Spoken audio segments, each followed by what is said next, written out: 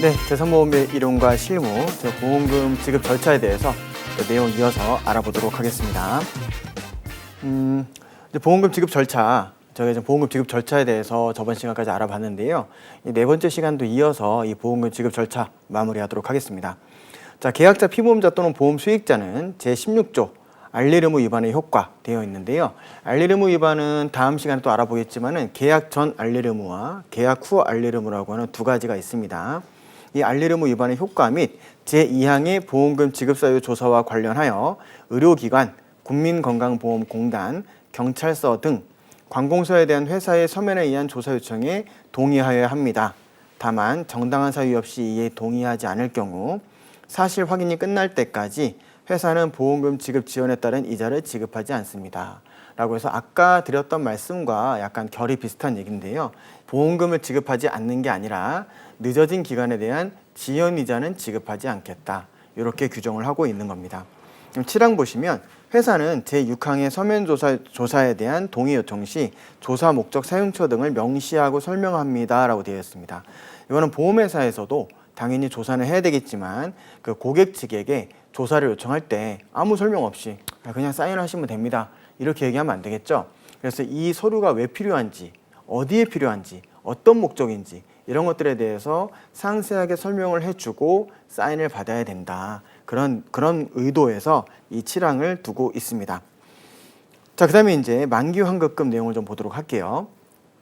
자, 이제 만기 환급금과 해지 환급금이라고 하는 두 가지가 있는데요. 그 중에 첫 번째 만기 환급금이라고 하는 내용입니다. 그 만기 환급금이 뭐냐? 말 그대로 보험 기간이 만기 끝났을 때에 환급금을 주는 보험이 있고요. 환급금을 주지 않는 보험도 있습니다. 그래서 보통 예를 들어서 이건 만기 환급형 보험이에요 라고 얘기하면서 이런 설명 들어본 적 있으신가요? 보험료를 내도 나중에 만기가 됐을 때 보험료를 100% 다 돌려드립니다. 이게 바로 만기 환급형이에요. 100% 돌려주겠다, 80% 주겠다, 70% 주겠다. 이런 것들이 모두 만기 환급형 보험이고요. 그 외에 이제 그 소멸성 보험이라는 게 있어요. 소멸성 보험은 만기 환급금이 없고 그냥 보험료 내고 보험 기간까지 끝나면은 돌려주는 금액 없이 그냥 보장 끝나고 계약도 끝 이렇게 되는 거죠. 이게 이제 소멸성 보험입니다. 그럼 당연히 만기 환급금에 대한 보험이 더 좋지 않느냐 이렇게 생각하시는 분들도 있는데요. 꼭 그렇지는 않죠. 보통 이제 보험료 20년 납, 80세 만기 이렇게 설정이 되어 있으면서 만기 환급금 100% 돌려주겠다라는 것은 내가 만약에 20살에 보험에 가입했는데 20년 납을 했어요. 납을 하고 80세 만기에 만기 환급금 100% 돌려주겠대요. 그럼 내가 20세 때부터 40세 때까지 냈던 보험료를 그 보험료를 80세 때 100% 준다면 이자를 감안했을 때에는 오히려 원금 받는다는 자체가 그만큼 마이너스죠. 마이너스인데 소멸성 보험, 즉 만기 환급금이 없는 보험보다 만기 환급금이 있는 보험은 보험료도 그만큼 좀 더 비쌉니다. 같은 보장을 놓고 봤을 때. 왜? 만기 환급금 지급을 위해 충당될 보험료가 별도로 있어야 되니까. 그래서 만기 환급금을 주는 게 무조건 좋은 건 아니에요. 그래서 잘 살펴보고 가입 여부를 결정하셔야 되는 거고요. 자, 만기 환급금에 대한 걸 설명 보시면 첫 번째, 회사는 보험 기간이 끝난 때에 만기 환급금을 보험 수익자에게 지급합니다. 여러분들이 여기서 눈여겨보셔야 될 건 만기 환급금은 누구에게 지급하느냐? 보험 수익자에게 지급한다. 이렇게 이해하시면 돼요.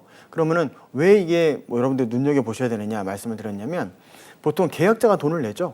계약자가 돈을 내요. 근데 피보험자를 이 사람으로 설정하고 수익자를 저 사람으로 설정했는데 만기가 됐더니 만기 환급금은 계약자 돈 내는 사람한테 준 게 아니고 수익자한테 주겠대요. 수익자는 돈 한 푼 안 내는데 여러분들이 보면은 이거 왜 이렇지라고 의아하실 수도 있는데 이거는 왜 그러느냐? 만기가 돼서 만기 환급금을 준다는 자체가요. 우리 보험 사고가 발생하면 보험금을 수익자한테 지급하듯이 만기 환급금에 대한 보험 사고는 만기인 거예요. 만기라는 사고가 충족이 되면 그에 대한 보험금인 만기 환급금을 보험 수익자한테 주겠다는 거죠. 그럼 여러분들이 공부하실 때 이게 헷갈린단 말이에요. 해지 환급금은 계약자가 보험료를 내고 해지 환급금은 계약자한테 줘요. 근데 만기 환급금은 또 수익자한테 준대요. 헷갈릴 수 있기 때문에 여러분 공부하실 때 저는 이렇게 생각했었거든요. 만기 환급금은 만기 환급 보험금이야. 보험금이니까 수익자한테 지급해야 돼. 이렇게 생각하시면 누구한테 줘야 되는지 명확하게 정리가 가능하죠. 다만 답안지에 쓰실 때에는 만기 환급금이라고 쓰셔야 되지 만기 환급 보험금이라고 쓰시면 안 됩니다. 이해를 돕기 위해서 말씀을 드린 거예요. 두 번째, 회사는 계약자 및 보험 수익자의 청구에 의하여 제1항에 의한 만기 환급금을 지급하는 경우 청구일부터 3영업일 이내에 지급합니다 라고 되어 있어요. 자, 청구일부터 자, 만기 환급금 만기가 됐어요. 그럼 만기가 됐으니까 만기 환급금 달라고 수익자가 청구를 했어요. 그럼 청구일, 예를 들어서 1월 1일 날 청구했으면은 1월 1일은 휴일이니까 1월 2일 날 청구했다고 보면은 1월 2일 청구일로부터 3영업일 이내 2, 3, 4, 3영업일 이내에 지급을 하겠다는 거죠. 아시겠죠? 근데 만약에 3일이 휴일이었다. 그러면 2일, 3일 휴일 건너뛰고 4, 5 이때까지 지급을 하겠다. 역시 3영업일 이내에 지급한다. 3영업일 눈에 익은 게 또 하나 있었죠? 우리 보험금 청구했을 때 청구 서류를 접수한 날부터 3영업일 이내에 지급한다는 내용이 있었습니다. 3영업일 이내에 지급한다는 내용 꼭 기억해 두시고요. 세 번째 보시면 회사는 1항에 의한 만기 환급금의 지급 시기가 되면 지급 시기 7일 이전에 그 사유와 지급할 금액을 계약자 또는 수익자에게 알려드리며 만기 환급금을 지급함에 있어 지급일까지 기간에 대한 이자의 계산은 부표 9-1 보험금을 지급할 때의 적립비율 계산에 따릅니다 라고 되어 있습니다. 자, 그러면 만기 환급금은 왜 7일 이전에 수익자를 계약자 또는 수익자에게 알려준다고 되어 있느냐에 대해서 먼저 말씀을 드리면 보통 우리 아까 말씀드렸지만 20살 때 보험 가입을 했어요. 20년 납 80세 만기예요. 그럼 80세가 되면은 즉 내가 보험 가입을 20살 때 했으니까 60년이 지났을 때 만기가 되고 만기 환급금 받을 수가 있어요. 근데 제가 80세가 다 된 시점에서 내가 20살 때 몇 년 몇 월 며칠 그때 보험 계약을 체결했지 라고 기억을 하고 계시는 분들이 좀 계십니까? 저는 솔직히 어제 뭐 먹었는지도 기억이 안 나거든요. 그러면은 이게 뭐냐면 보험 기간이 길다 보니까 언제가 만기인지 사람들이 잊어먹고 있다는 거죠. 잊어먹고 있는데 보험회사에서 만기 환급금을 예를 들어 1,000만 원 돌려줄 게 있는데 보험회사 입장에서는 일단 돈을 쥐고 있으면 하다못해 이자 수익이라도 얻게 되니까 이거 안 알려주고 야 네가 청구 안 했잖아 이러면서 그 돈을 계속 쟁여두고 있을 수도 있겠죠. 그런 폐해를 방지하기 위해서 그 만기 환급금 지급기일 7일 이전에 통지해줘야 된다는 거예요. 통지. 보험회사에서 홍길동님 대략 한 60년 전에 가입했던 그 계약에 대한 만기 환급일이 언제니까 자 7일 뒤에 꼭 잊지 말고 청구하세요라고 얘기를 해줘야 된다는 겁니다. 그 통지를 안 해주게 될 경우에는 보험회사에다가 일정한 페널티를 부과시키겠다는 거죠. 그 내용이고요. 그럼 이자는 어떻게 지급을 하느냐? 보험금을 지급할 때의 적립비율 계산에 따릅니다라고 돼 있어요. 아까 우리가 봤었던 표인데요.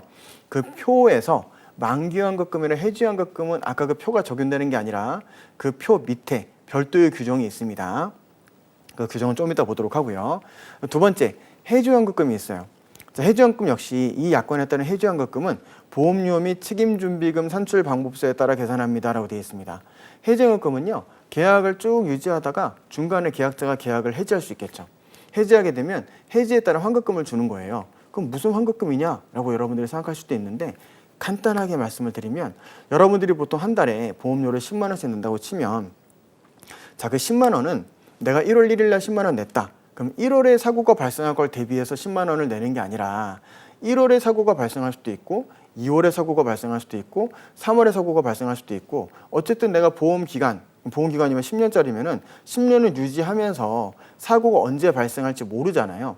모르다 보니까 10만 원씩 내다가 어느 달에 사고가 발생하면은 거기에 대한 보험금을 내가 지급받게 되는 거거든요. 그러면 내가 1월 1일 날 10만 원 냈어도 보험에서는 1월 달 지났네? 지났으니까 이 보험료 내에서 보험금 줄 게 없으니까 이 돈은 전부 보험자인 내가 다 가져가도 되겠네? 다 써버려야지? 이게 안 된다는 거죠. 나중에 사고 발생할 거 대비해서 그 보험금을 줄 만한 자금을 비축해둬야 되잖아요. 그럼 1월 달에 10만 원 받았을 때 1월 달에 사고가 발생할 수 있는 거, 2월 달에 사고가 발생할 수 있는 거, 3월 달에 사고가 발생할 수 있는 확률에 따라서 책임 준비금, 보험금을 지급하기 위한 책임을 부담하기 위해서는 준비금이 있어야 되는데 그 책임 준비금을 10만 원을 가지고 막 쪼개서 적립을 해둬야 되는 거예요. 그래서 만약 1월 달에 받은 보험료를 가지고 2월 달에 얼마 적립하고 3월 달에 얼마 적립하고 적립한 금액을 빼니까 1월 달 쓸 수 있는 보험료가 얼마 남았고 이렇게 계산을 착착 해 나가야 되는데 1월 달에 보험료 받고 2월 달도 보험료 받았는데 2월 달에 만약에 갑돌이가 계약을 해지해 버렸어요. 그러면 보험회사는 1월 달, 2월 달 보험료 받은 것 중에서 3월 달, 4월 달, 5월 달, 6월 달 이런 식으로 장래에 그 사고가 발생할 경우에 보험금 지급할 거에 대해서 적립할 목적으로 쌓아둔 금액이 있겠죠. 그 계약이 해지됐기 때문에 더 이상 필요가 없는 돈이잖아요. 미리 적립을 해뒀던 돈이니까. 그런 적립금은 줘야 되겠죠. 그게 바로 책임준비금이에요. 근데 해지연금은 뭐냐?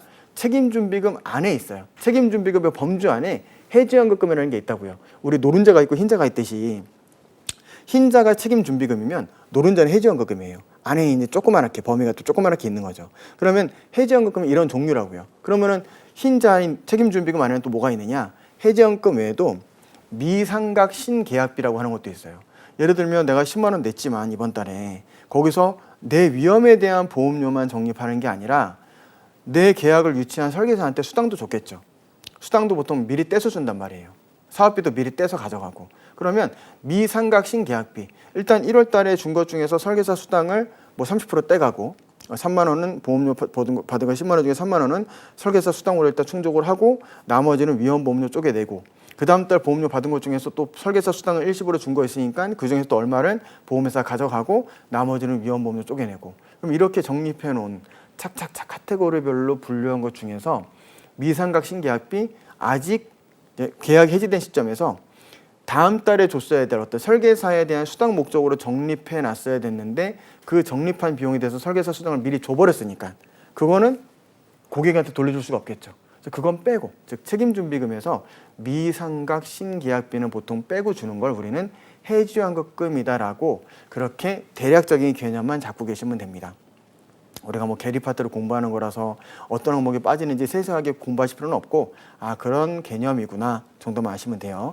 그럼 이 해지연금은 보험료 및 책임준비금 산출 방법수에 따라서 계산을 하는데 해지연금 지급 사유가 발생한 경우 계약자는 회사에 해지연금을 청구해야 하며 회사는 청구를 접수한 날부터 3영업일 이내에 해지연금을 지급합니다. 앞에 만기연금도 접수한 날로부터 3영업일, 해지연금도 접수한 날로부터 3영업일 이내에 지급한다. 그리고 해지연금 지급일까지 기간에 대한 이자의 계산은 보험금 지급할 때의 적립이율 계산에 따른다. 또 아까 만기연금과 똑같이 적립이율 계산표라는 게 있습니다. 조금 이따 볼 거고요. 회사는 경과 기간별 해지연금에 관한 표를 계약자에게 제공하여 드립니다. 제31조의 2 위법계약이 해지에 따라서 위법계약이 해지되는 경우 위법계약은 설계사가 적정성, 적합성의 원칙 등을 무시하고 계약을 체결하는 경우를 의미하는데요. 나중에 보시겠지만 계략적인 어떤 내용이냐 예를 들어 보험료를 한 달에 100만 원 버는 사람한테 저축성 보험 하나 가입하시죠. 지금 나물만 먹고 지금 채소만 먹고 60세 넘어서 소고기를 드실 겁니까? 아니면 지금 소고기 먹고 나중에 60세 넘어서 나물만 드실 겁니까?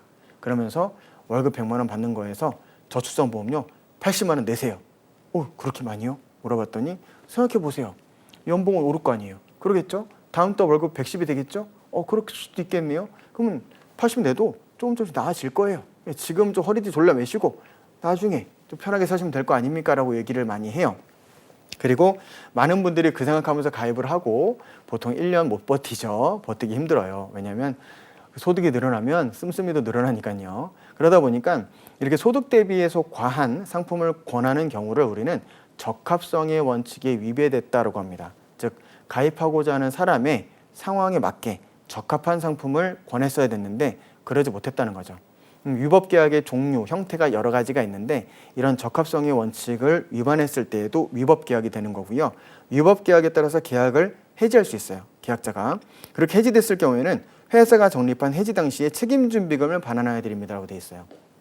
즉 아까 제가 말씀드렸죠. 책임준비금의 범주 안에 해지환급금이 있다고요. 근데 이거는 사항, 위법계약의 해지는 보통 계약이 해지되면 해지환급금을 주게 되어 있는데 얘는 해지라고 쓰고 책임준비금을 반환한다고 되어 있어요. 그러면은 미상각 신계약비를 다 포함해가지고 돌려주겠다는 거죠. 아시겠죠? 그 내용을 말씀드리는 겁니다. 그래서 보시면 만기연금과 해지연금에 대한 이자 계산표입니다. 이게 아까 뒤에서 말씀드린다 그랬죠. 그래서 만기연금 그 다음에 그 표의 맨 끝에 구분해 보시면 만기연금과 해지연금이 되어 있고 기간은 지급 사유가 발생한 날의 다음 날부터 청구일까지 기간. 그 다음 청구일의 다음 날부터 지급일까지 기간되어 있는데 여러분 공부하실 때 이거는 타임라인을 쭉 그리시고 나눠서 생각하시면 돼요. 나눠서. 왜냐하면 만기연금이든 해지연금이든 지급 사유가 발생한 날이 있겠죠. 만기연금은 만기됐을 때, 해지연금은 해지됐을 때 그때 이제 지급사유가 발생한 거잖아요. 그럼 지급사유가 발생한 날로부터 청구일까지 기간.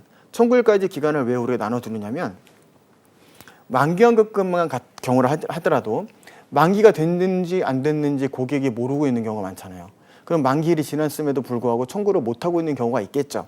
그런 경우를 대비해서 지급사유가 발생한 날부터 청구일까지 기간을 먼저 따져보는 거예요. 그래서 이 기간의 갭이 1년 이내인지 1년을 초과했는지를 먼저 보는 겁니다. 그래서 만기연금만 하더라도 만기일이 됐는데 모르고 청구 못하고 있다가 청구일까지 기간 따졌을 때 만약 이 기간이 1년 이내이다 라고 한다면 평균 공시율이 50%만 적용이 돼 있어요. 평균 공시율이 지금 2.25%니까 50%면 1.125% 정도 되겠네요. 평균 공시율의 50%를 지연이자, 만기연금금의 지연이자로 적용해 주겠다는 거예요. 근데 만약에 지급사유 만기가 됐는데 청구한 기간까지를 따져보니까 1년을 초과했어요. 그러면 1년 초과 기간, 1년 이내 기간은 1.125%를 적용하고 1년 6개월 만에 청구했다. 그러면 1년은 1.125%, 초과된 6개월은 평균 공시율의 40%만 적용한다고 되어 있어요. 2.25%에 40%니까 한 1% 정도 되겠네요. 1% 좀 안 되겠네요. 더 낮아지는 거죠. 그 이자만 적용해가지고 주겠다는 겁니다. 그 다음에 밑에 보시면은 청구일의 다음 날부터 지급일까지 기간이라고 되어 있어요. 자, 청구일의 다음 날은 지급사유가 발생한 날로부터 청구일까지 기간이 1년 이내냐 1년 초과냐에 따라서 적용되는 이자가 달랐는데, 근데 청구일의 다음 날부터 지급일은요, 청구를 했어요. 그럼 만기연금금 지급할 수 있었어? 왜 얘기를 안 해줬대? 이러면서 청구를 했어요. 예를 들어서만 1월 5일 날 청구했다. 그러면 청구일의 다음 날부터 지급일까지 기간에 대해서는 보험계약 대출율을 적용한다고요. 근데 보시면 아까 제가 3영업일 이내에 해지연금금을 지급한다고 되어 있죠. 2항에 보시면 3영업일 이내 만기연금금이든 해지연금금이든 3영업일 이내에 보험금을 지급한다고 되어 있는데, 이 3영업일 그럼 청구일의 다음 날부터 지급일까지 기간이에요. 자, 월요일 날 청구했어요. 원래는 3영업일이니까 월요일, 화요일, 수요일 3영업일 이내에 지급만 하면은 아무 문제 없겠다라고 일반 보험금을 지급할 때에는 그렇게 배웠어요. 근데 여기는 이자 잘 보시면 청구일의 다음 날부터 지급일까지 기간에 대해서 계약 대출율을 묻겠대요. 자, 이거 뭐죠? 월요일 날 청구했어요. 그럼 화요일, 수요일까지만 지급하면 돼요, 원래. 근데 이 조항에 의하면 내가 만약에 3영업일인 보험회사가 3영업일인 월요일 날 청구받고 화요일, 수요일까지 지급했어도 이자는 어떻게 적용하겠다고요? 청구일의 다음 날, 월요일의 다음 날인 화요일, 그 다음에 지급일인 수요일, 이틀에 대해서는 계약 대출율을 적용하겠다고요. 즉 3영업일 이내에 지급한다 하더라도 청구한 그날 바로 지급하는 거 아니면 무조건 계약 대출율을 적용하겠다는 겁니다. 적용하겠다. 그 내용이에요. 굉장히 독특한 내용이죠. 그래서 이거 굉장히 문제로 나오기 쉽습니다. 좋습니다. 그래서 꼭 알고 계셔야 됩니다. 그래서 지급사유가 발생한 날로부터 청구일까지 기간, 그 청구일부터 지급일까지 기간에 따라서 이자가 어떻게 적용되는지 여러분들이 잘 알고 계셔야 되고요. 그 다음에 보험금 받는 방법의 변경에 대해서 좀 보도록 할게요. 자, 보험금 받는 방법의 변경은요, 어떤 내용이냐? 보험금을 지급받을 때 보통 이제 수익자가 보험금을 청구하면 보험회사에서 보험금을 지급하죠. 그러면 일시급으로 지급하는 보험금도 있고요, 연금으로 지급하는 보험금도 있어요. 예를 들면 만약에 뭐 장애보상금 같은 경우에 요즘에는 좀 많이 없어졌는데 예전에는 소득보상자금이라고 해서 그 어떤 특약들이 좀 많이 있었어요. 그래서 어떤 식으로 돼 있었냐면 장애가 50% 이상 발생했을 경우에는 매년 1,000만 원씩 10년간 지급하겠다. 이렇게. 그럼 매년 1,000만 원씩 연금처럼 매년 1,000만 원씩 10년간 지급하겠다. 이렇게 돼 있었어요. 그러면 이 특약에 대해서 만약에 내가 50% 이상 장애가 발생했단 말이에요. 장애 발생했으면 여기에 대해서 1,000만 원짜리 1,000만 원씩 10년간 지급하는 것에 대해서 내가 1,000만 원씩 10년간 언제 그 받고 앉아 있어요. 그냥 보험회사에다가 일시불로 땡겨 주슈라고 얘기할 수도 있겠죠. 1,000만 원씩 10년 주지 말고 일시불로 땡겨 주세요라고 얘기할 수도 있겠죠. 또는 소득보상자금이 1억인데 이걸 난 나눠서 받을게요. 1억을 1,000만 원씩 10년으로 나눠서 주세요. 이렇게 얘기할 수도 있겠죠. 즉 나눠 받을 것을 일시급으로 땡겨 받을 수도 있고요, 일시금 받을 것을 나눠서 받을 수도 있어요. 그러면 우리 일시금과 연금식으로 지급받는 거, 분납으로 지급받는 거, 이 내용에 대한 내용인데, 이 내용에 대한 부분인데, 자, 보험금 받는 방법 1, 1항부터 보시면 받는 방법에서 계약자, 보험금 지급 사유 발생 후에는 보험 수익자는 회사의 사업방법서에서 정한 바에 따라서 보험금의 전부 또는 일부에 대하여 나누어 지급받거나 일시에 지급받는 방법으로 변경할 수 있습니다라고 되어 있죠. 두 번째, 회사는 제1항에 따라서 일시에 지급할 금액을 나누어 지급하는 경우에는 나중에 지급할 금액에 대하여 평균 공시율을 연단위 복리로 계산한 금액을 더하며, 키워드는 평균 공시 이율을 연단위 복리로 계산한 금액을 더한다. 그 다음에 나누어 지급할 금액을 일시에 지급하는 경우에는 평균 공시율을 연단위 복리로 일단 더하는 게 아니라 할인한 금액을 지급한다라고 되어 있어요. 자, 이거 보세요.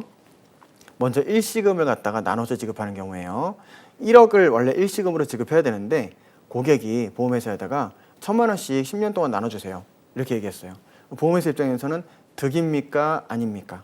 보험회사 득이죠. 왜? 오늘 1월 1일 날 1억이 나갈 줄 알았는데 1월 1일 날 1,000만 원만 나갔어요. 9천만 원은 내년 1월 1일 날 주면 돼요. 그럼 9천만 원 가지고 보험회사는 하다못해 이자 수익이라도 얻을 수가 있겠죠. 당연히 보험회사 이득이 되는 거죠. 그럼 보험회사는 이득을 취한 만큼 소비자한테 그 다음에 만약에 1,000만 원을 줄 때 그 1,000만 원을 그대로 그냥 원금 1,000만 원만 주게 된다면 소비자 입장에서는 그 1,000만 원이 1월 1일 처음에 1,000만 원 받았던 것과 내년 1월 1일 날 받았던 1,000만 원의 돈의 값어치는 다르죠. 당연히 물가 상승률만큼 1,000만 원의 값어치는 떨어져 있죠. 그러니까 당연히 보험회사 입장에서는 우리도 이득을 봤으니까 너 그 다음에 1,000만 원 줄 때 내년에 주는 1,000만 원, 그 다음에 주는 1,000만 원은 실질 가치 1,000만 원에 부합돼야 되는 거니까 평균 공시 이율을 연단위 복리로 계산한 이자를 더해서 줄게 라고 하는 겁니다. 그 다음에 나누어서 지급받은 거를 갖다가 일시불로 받는 경우는 내가 1,000만 원씩 내년도 1,000만 원 싫어요. 그냥 1억으로 일시불 주세요. 그럼 보험회사는 원래 1억 나갈 거에 대해서 올해만 1,000만 원 나가고 내년에 1,000만 원 나갈 건데 그걸 다 땡겨서 한 번에 1억을 주는 거잖아요. 그러면 그때는 가입자 입장에서 봤을 때 그 1,000만 원씩 나눠서 받은 금액의 합계액이 10년 뒤에 1억이 돼야 되죠. 그러면 내가 오늘 10억을 받았다면, 그러니까 오늘 1억을 받았다면 10년 뒤에는 이자 수익만 합쳐더라도 1억이 넘어가게 되잖아요. 그런 일이 발생하면 안 되는 거니까 평균 공시 이율만큼 할인해서 주는 거예요. 할인해서 나중에 10년 됐을 때 평균 공시율을 가산한 결과 1억이 될 수 있도록 그렇게 이제 상기하고 주는 거죠. 대부분 평균 공시율 적용해서 이제 상품마다 좀 달라요.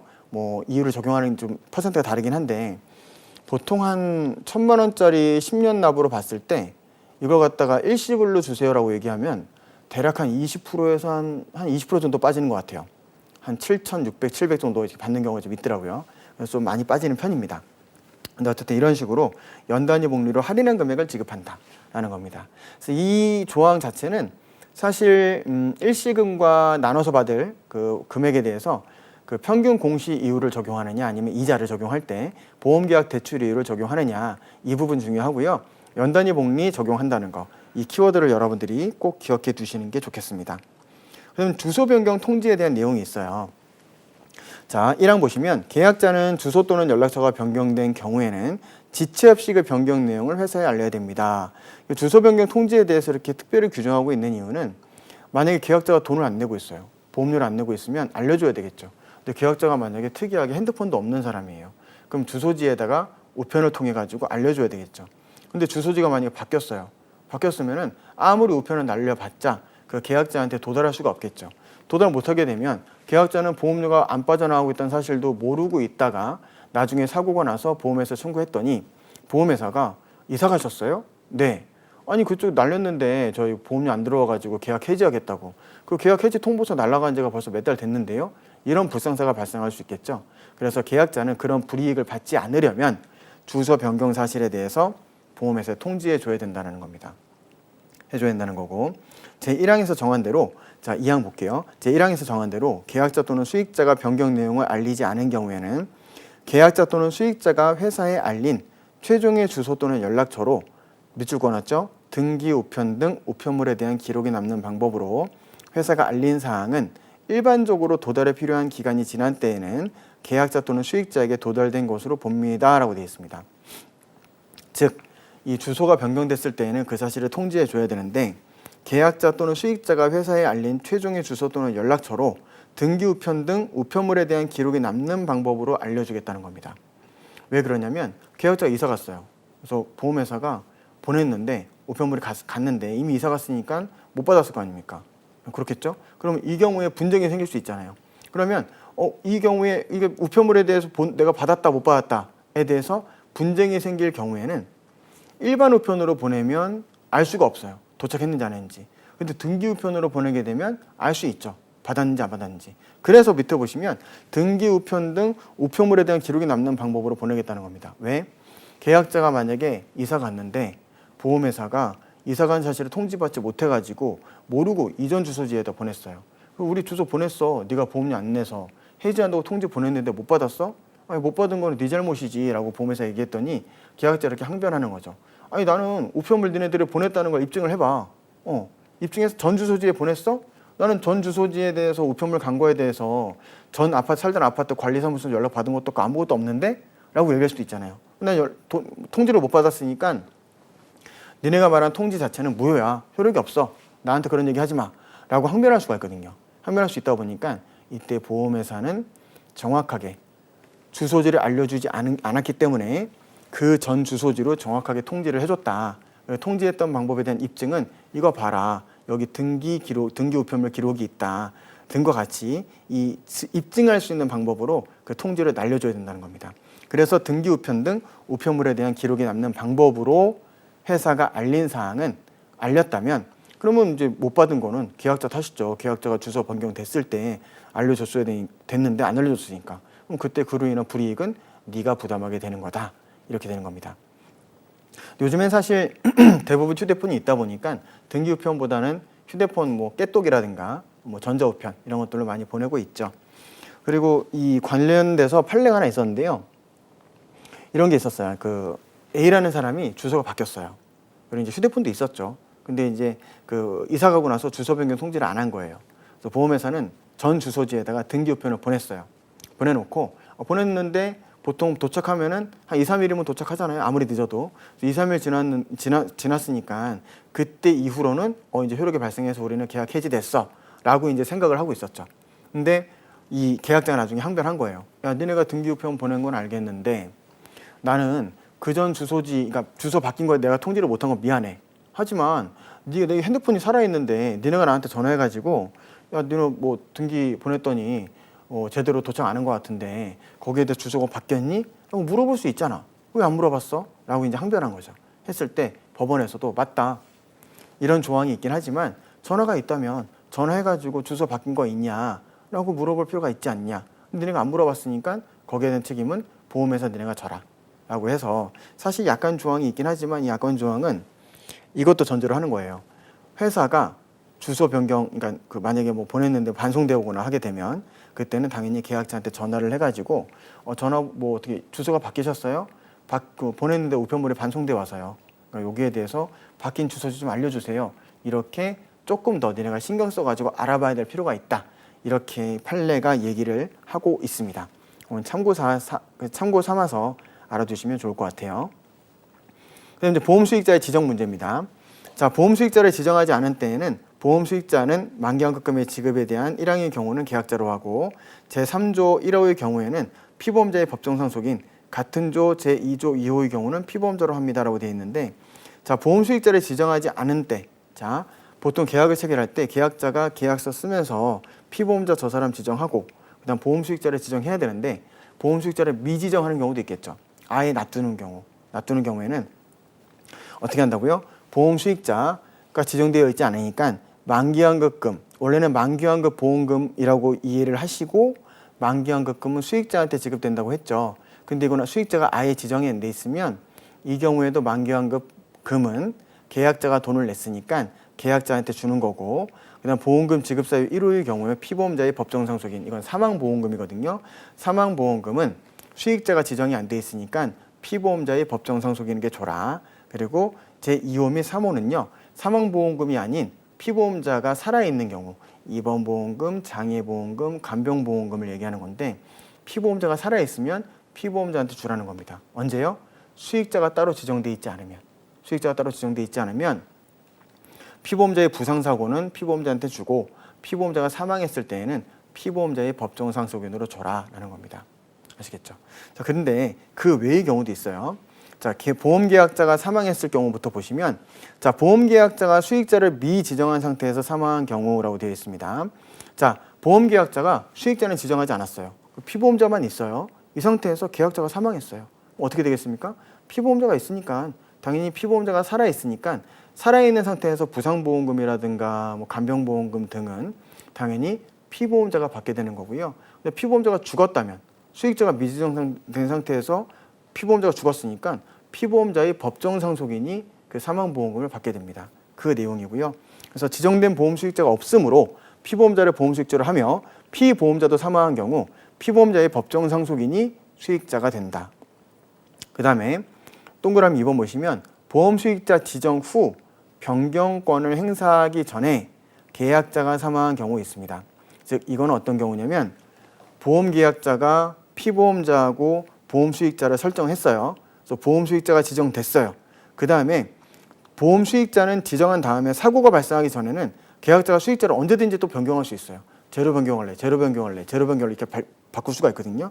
근데 보험 수익자가 지정한 다음에 다른 사람한테 뭐 변경이라든가 다른 사람을 지정하기 전에 일단 A라는 사람이 수익자로 지정된 상태에서 계약자가 사망해버렸어요. 그리고 만약에 피보험자가 만약에 죽거나 다쳤다면 이때는 수익자의 권리가 확정되기 때문에 한 번 지정된 수익자가 그 보험금을 받게 되는 거죠.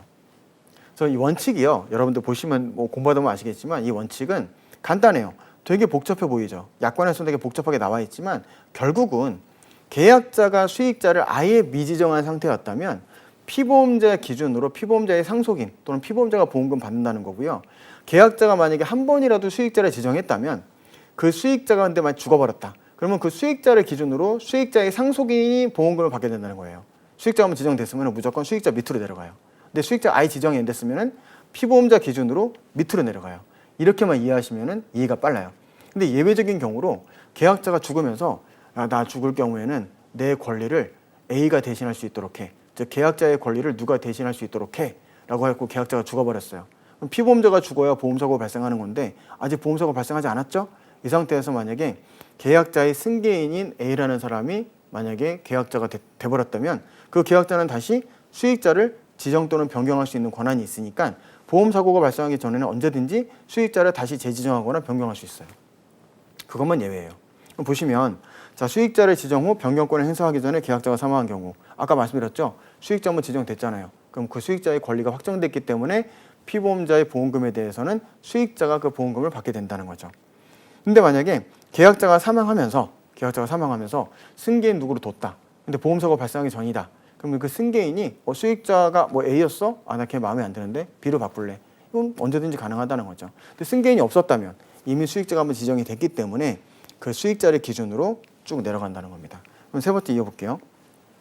자, 승계인이 있는 경우도 있죠. 계약자가 사망하거나 권리를 행사할 수 없는 경우에 대비해 승계인을 둘 수 있는데 계약자가 사망한 경우 승계인이 지정 변경권을 행사할 수 있다라고 되어 있죠. 그래서 승계인이 지정 변경권을 행사할 수 있다는 거죠.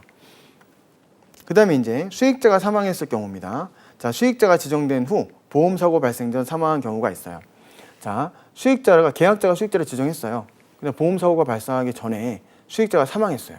그럼 당연히 계약자가 살아있으니까 계약자가 수익자 돌아가셨어? 그러면 다른 사람을 수익자로 할게라고 당연히 수익자를 재지정할 수 있어요.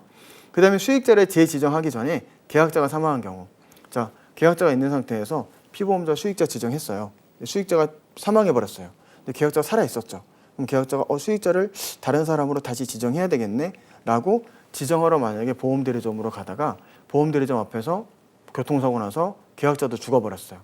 이 경우에 어떻게 할 거냐라는 겁니다. 그러면 수익자, 제가 처음에 말씀드렸지만은 수익자가 한번 지정이 되면 그 수익자를 기준으로 밑으로 내려간다 그랬죠. 그럼 계약자가 수익자를 재지정하기 전에 사망했을 경우에는 이미 수익자가 한번 지정이 돼 있었기 때문에 죽었다 하더라도 그 수익자의 상속인이 그 수익자가 되는 겁니다. 아시겠죠? 그래서 밑에 보시면 수익자의 상속인을 보험 수익자로 한다. 이렇게 규정하고 있습니다. 그래서 이렇게 여러분들이 그 보험 수익자의 지정 문제에 대해서 정리를 좀 해두시면 좋을 것 같아요. 그래서 항상 계약자, 피보험자, 수익자가 있는데 수익자가 한번 지정이 됐다가 사망했다. 그러면 계약자가 살아있으면 재지정할 수 있다. 근데 계약자도 사망해버렸다.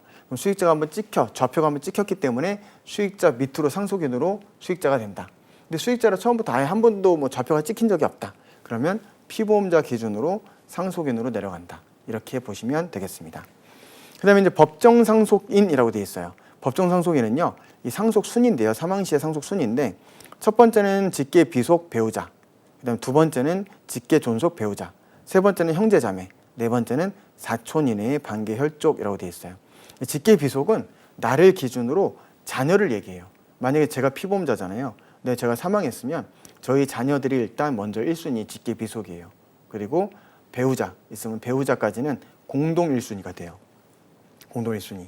그러면 비율은 원래는 균분 상속이라고 되어 있기 때문에 배우자 1명, 자녀가 2명이면 1대 1대 1이에요. 3분의 1이 되는 거죠. 그래서 균분 상속이 되는 건데 배우자만 5할을 가산한다고 되어 있어요. 그러면은 배우자 있고 자녀 있으면 1대 1대 1에서 배우자 5할 가산하니까 1.5 대 1대 1이죠. 1.5, 1을 합치면 총합점 3.5잖아요. 배우자는 3.5분의 1.5. 그 다음에 나머지 자녀들은 3.5분의 1, 3.5분의 1. 이런 식으로 보험금을 나눠서 갖게 되는 거죠. 예. 그러니까 밑에 보시면 상속지분은 모두 균분 상속화돼 배우자만 5할을 가산한다고 되어 있잖아요. 그래서 그 말씀을 드린 거고. 그다음에 직계 비속 두 번째는 직계 존속 배우자라고 되어 있어요. 직계 비속도 하나 제가 말씀 안 드렸는데 제 자녀가 있고 제가 만약 제 자녀가 결혼해가지고 또 애를 낳았어요. 그럼 제 손자가 되는 거죠. 그러면은 제 자녀도 비속이고요. 손자녀도 비속이에요. 근데 이게 직계 비속이 있을 경우에는 최고 근친인 사람이 선순위가 되기 때문에 손자녀는 상속 대상에서 빠지는 거고 그냥 제 아들이 비속으로서 상속권을 갖게 되는 거죠. 두 번째는 존속입니다. 두 번째는 제 존속 위로예요. 위로. 제 부모님, 할아버지, 할머님. 그럼 제가 만약에 사망했을 때 제 부모님이 존속으로서 제 할아버지, 할머님도 존속으로서 상속권이 있지만 역시 존속이 여러 명일 경우에는 최근친으로 하기 때문에 제 부모님, 할아버지, 할머니는 상속권이 없고 제 부모님이 직계 존속으로서 상속권을 갖게 됩니다. 배우자는 역시 공동 1순위가 돼요. 다만 비속이 없으면 존속이 올라가는 거죠. 존속과 배우자가 같이 있게 되는 거고. 그다음에 결혼 안 했다? 그러면은 결혼 안 했으니까 비속이 없겠죠. 존속 제 부모님이 상속권자가 되는 거죠. 근데 만약에 결혼했어요. 근데 애들도 없고 그다음에 존속도 없었어요. 애들도 없고 부모도 없어요. 그럼 배우자는 결혼만 했으면 배우자가 모두 상속받게 됩니다. 그래서 비속 1순위, 존속 2순위, 배우자는 비속 또는 존속과 공동 1순위, 비속과 존속이 없으면 배우자가 단독, 배우자도 없다. 배우자도 없고 자녀도 없고 부모님도 없으니까 그때는 형제 자매, 그다음 형제 자매도 없다. 사촌 이내의 반계 혈족 이런 순으로 이 상속 순위가 내려가고 있습니다. 법정 상속인 참고로 알아두시면 좋겠고요. 그래서 그렇게 해서 지금 저희가 보험금 지급 절차라든가 수익자의 어떤 지정 변경, 상속 문제까지, 상속 순위까지 간단하게 알아봤는데요. 이제 계약전 알릴 의무로 좀 보도록 할게요. 자, 계약전 알릴 의무는 대단히 중요합니다. 이것도 여러분들이 제가 계속 중요하다 다 중요하다 말씀드려서 좀 죄송하긴 한데 저희가 공부하는 표준약관 자체가 다 중요해요. 자, 알고 계셔야 되는 거고요. 자, 표준약관상 계약전 알릴 의무 되어 있습니다. 자, 이 계약전 알릴 의무는요. 말 그대로 계약을 체결하기 전인데 가입자가 보험회사에다가 뭔가를 알려줘야 되는 거예요. 뭘 알려줘야 되죠? 내가 보험계약을 체결하겠다라고 찾아가게 되면 보험회사는 보고 이렇게 물어보죠. 뭐 과거에 얼마나 아프신 적이 있으시죠? 즉, 내 건강 상태를 파악해가지고 이 사람을 보험계약을 체결시킬 건지 말 건지 아니면은 뭐 컨디션, 조건을 변경해가지고 계약을 체결할 건지 이런 것들을 결정해야 되죠. 그러기 위해서는 보험회사가 가입하겠다고는 고객의 어떤 과거 뒷조사를 통해서 알아서 챙기는 게 아니라 비용이 많이 드니까 그때는 고객한테 물어보는 수밖에 없죠. 뭐 어떻게 물어봅니까? 우리 불러다 놓고 신문할 수는 없잖아요. 그래서 이렇게 종이, 청약서에다가 질문표가 있어요. 그래서 뭐 과거 3개월 이전에 병원 간 적 있으십니까? 과거 1년 전에 병원 간 적 있나요? 과거 5년 전에 뭐 10대 질병으로 치료받은 적 있나요? 이런 것들을 물어본단 말이죠. 물어봤을 때 가입자가 앉아가지고 예, 아니요, 예, 아니요를 체크하고 있는 모습이 있죠. 그 모습이 바로 고지 의무를 이행하는 모습입니다. 고지 의무의 다른 말이 계약 전 알릴 의무죠. 그러면 표준약관상 계약 전 알릴 의무는 보험회사 입장에서는 이 사람의 보험료는 얼마가 적정한지 결정하고 이 사람의 보험 계약을 체결할 건지 말 건지를 결정하는 데 있어서 중요한 역할을 하기 때문에 굉장히 중요한 의무입니다. 굉장히 중요한 의무가 되는 거고, 표준약관에서는 이렇게 규정하고 있어요. 자, 계약자 또는 피보험자는 청약할 때, 진단 계약의 경우에는 건강 진단할 때를 말합니다. 청약서에서 질문한 사항에 대하여 알고 있는 사실을 반드시 사실대로 알려야 되며 라고 되어 있죠. 자, 알고 있는 사실을 반드시 사실대로 알려야 되며, 즉 보험회사가 물어보는 질문에 대해서 알고 있는 사실을 반드시 사실대로 알려야 되며, 그 다음에 이를 고지의무라고 합니다 라고 되어 있죠. 다만 진단 계약의 경우 의료법 제3조 규정에 따른 종합병원과 병원에서 직장 또는 개인이 실시한 건강진단서 사본 등 건강상태를 판단할 수 있는 자료로 건강진단을 대신할 수 있습니다 라고 되어 있는데, 자, 계약전 알릴 의무는 앉아가지고 예 아니요 예 아니요 예 아니요 체크를 하는 게 맞아요.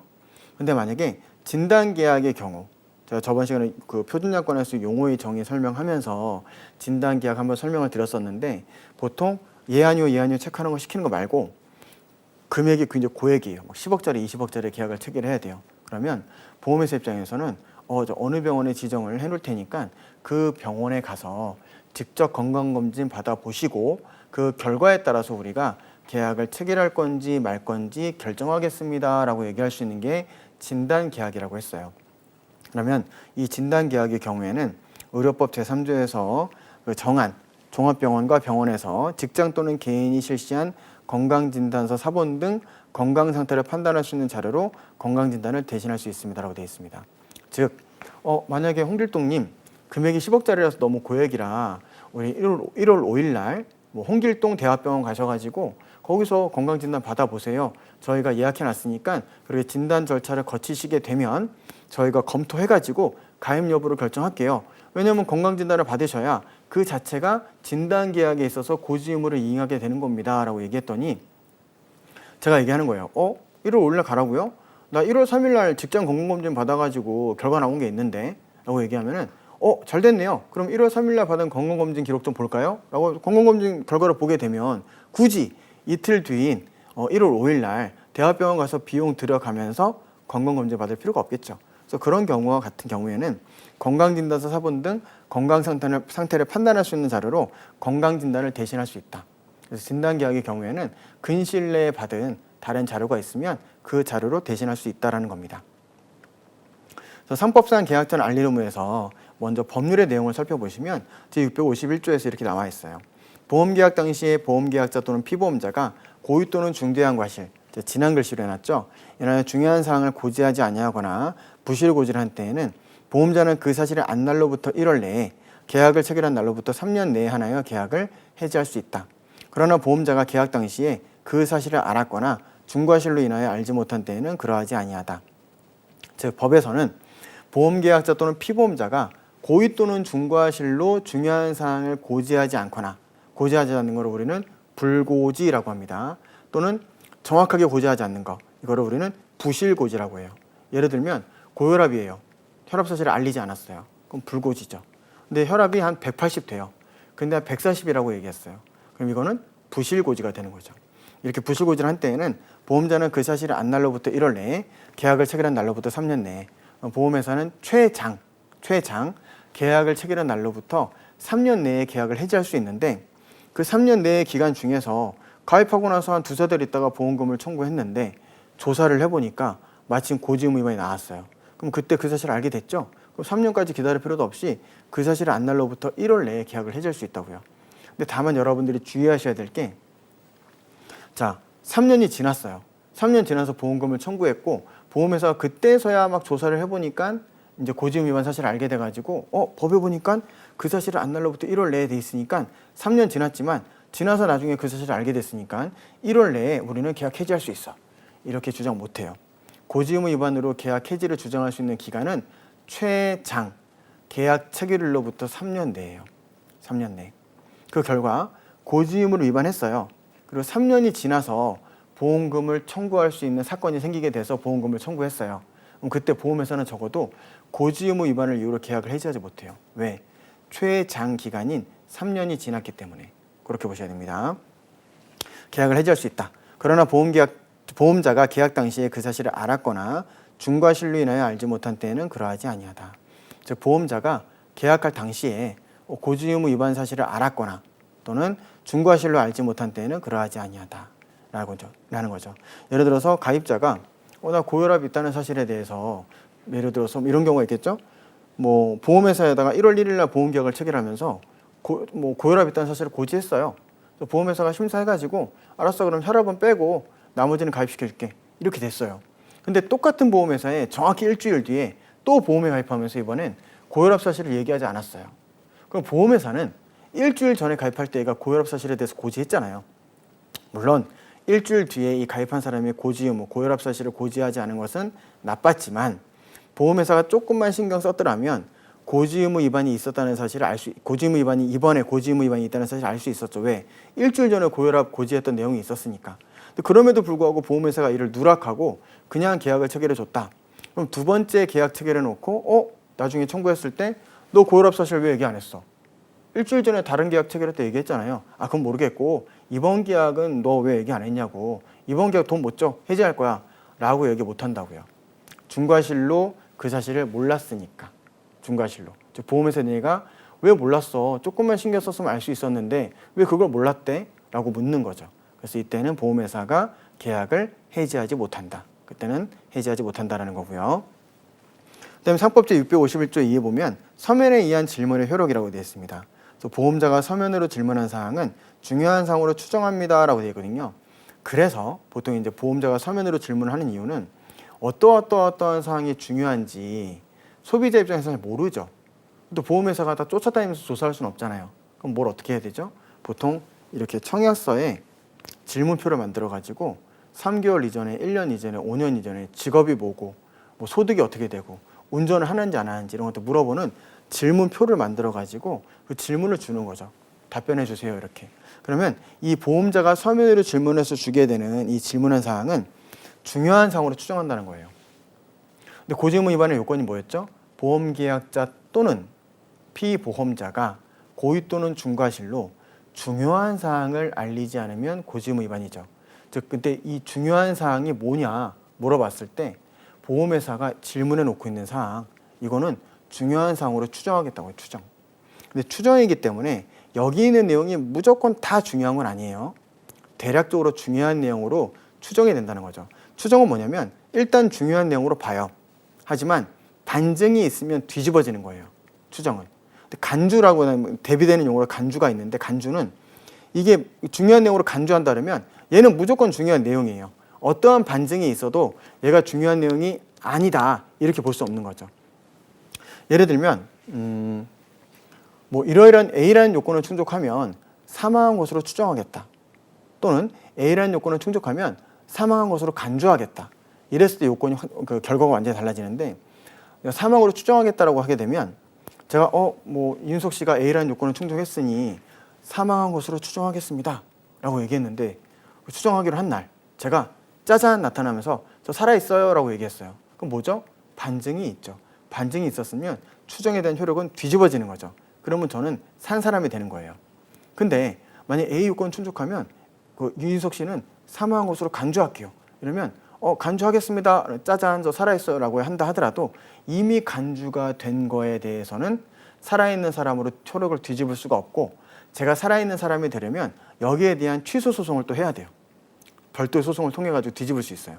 즉 그 정도로 추정이라는 것은 반증이 있으면 효력이 번복될 수 있다. 근데 청약서에 있는 질문표 내용은 중요한 사항으로 추정한다고 되어 있습니다. 추정.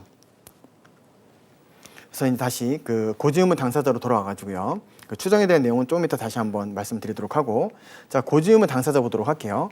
상법에서는 뭐 고지의무라든가 아니면 고지의무 청약서 질문표에 있는 내용의 질문의 어떤 효력에 대해서 기준을 했는데, 그럼 고지의무 당사자는 누구냐? 첫 번째는 고지의무자, 고지를 해야 되는 사람. 이 사람은 보험계약자 또는 피보험자와 이들의 대리인입니다. 즉 보험계약자하고 피보험자 둘 다 고지를 해야 되는 거고요. 또는 이들의 대리인도 고지를 해야 돼요. 근데 만약에 계약자가 알고 있는 사실이 피보험자와 알고 있는 사실이 모두 같다면 계약자만 고지 의무를 이행할 수도 있어요. 근데 계약자가 알고 있는 사실과 피보험자가 알고 있는 사실이 다르다면 둘 다 고지 의무를 이행해야 되고요. 둘 중에 한 명이라도 고지 의무를 위반하게 되면 고지 의무 위반에 해당이 되는 거죠. 근데 계약자 또는 피보험자가 대리인을 시킬 수도 있어요.